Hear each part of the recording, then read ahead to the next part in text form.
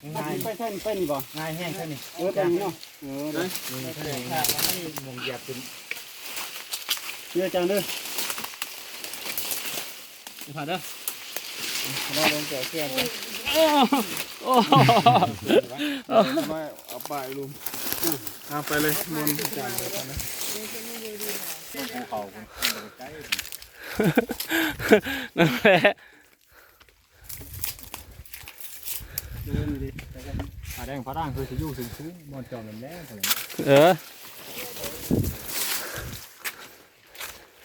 เขาสิไปทางไหนนี่ฮะบ่แม่นเท่าเบี้ยเฮา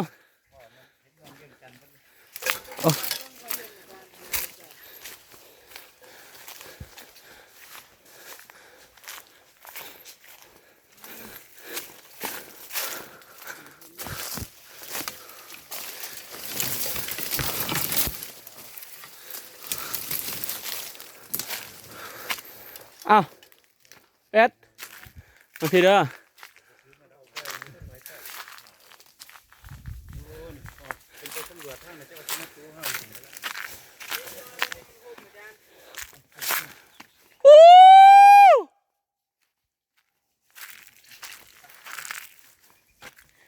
มิดจอย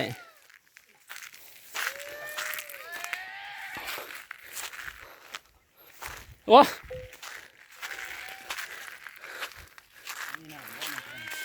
บ่แล้วขนาดยี่เทิงนี่นะจะบ่มีดอก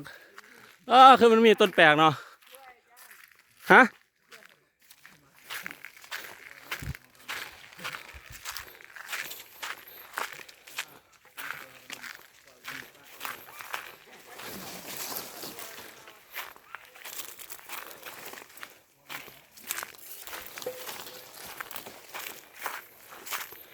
อ้าว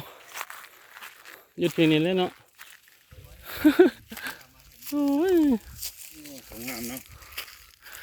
มีแต่ทองแบบนี้เลยโอ้แม่นทางไหนเขาลัดไปมันจะไปลงสุดเลยยังลงทางเก่าอาจารย์ลงทางเข้ามาตรงนึงฮะไปมองน้ำไปมองน้ำ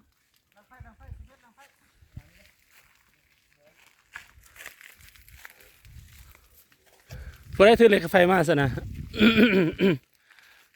มาสิอยากไปน้ำบ่นี่รัดตัวนี้นี่